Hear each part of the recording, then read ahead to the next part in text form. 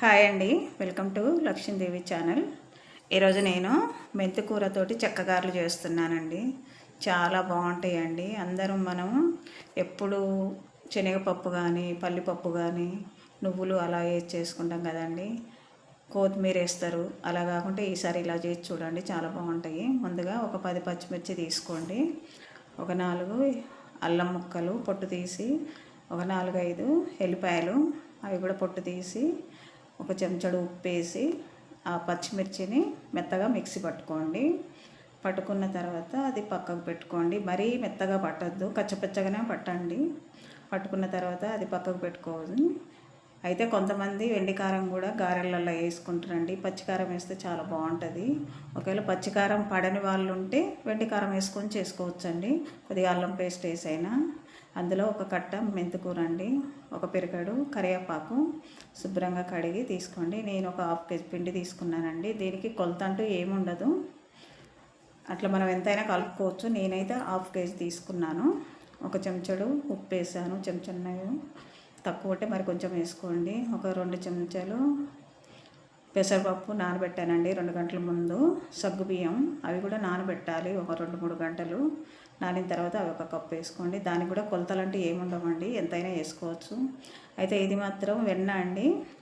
మనం పాల మీగడమే కానీ పెరుగు మీగడ కానీ వెన్న తీసి ఒక చెంచాడు వేసుకోండి. అది వేస్తే చాలా టేస్ట్గా వస్తాయండి గారెలు.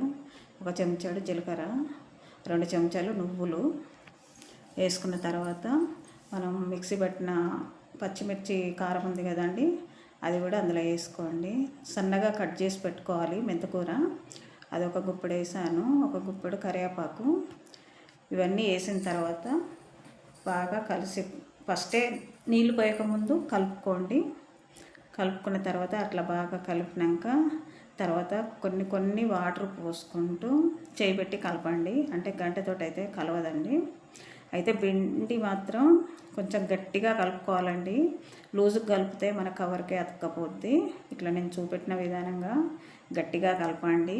మొత్తం కలిపిన తర్వాత ఒకసారి ఉప్పు సరిపోయిందా లేదా టేస్ట్ చూసుకోండి. ఉప్పు తక్కువ ఉంటే మరి కొద్దిగా పైన చల్లుకోవచ్చండి. నాకైతే సరిపోయింది.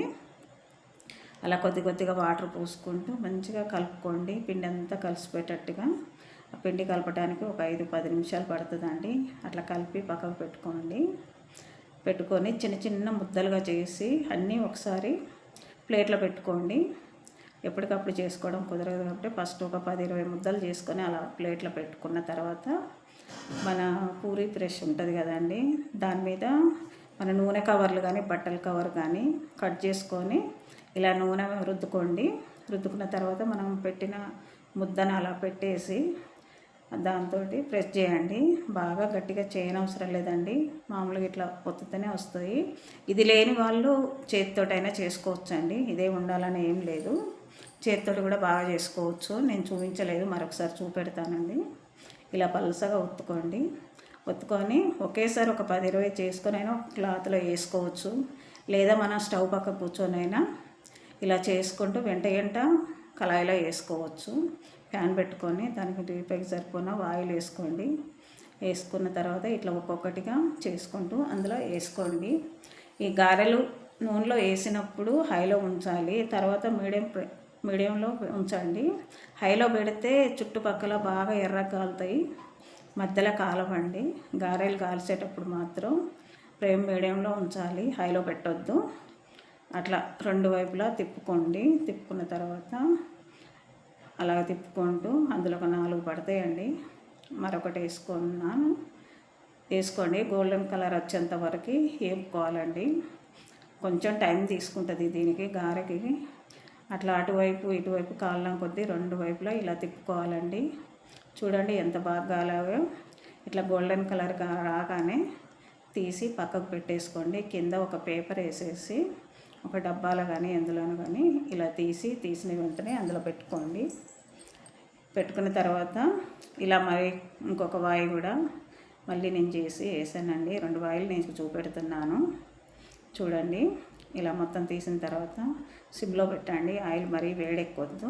పెట్టిన తర్వాత మళ్ళీ ఒక్కొక్కటిగా ఒత్తుకొని అందులో వేసేసుకోండి. మిగతాయి కూడా అలాగే కాల్చుకోండి. చూడటానికి ఎంతో బాగా వచ్చినాయి కదండి. అట్లాగే చేయండి. ఎప్పుడైనా మనం కొత్తిమీరతోటి కరివేపాకుతోటి చేస్తామండి.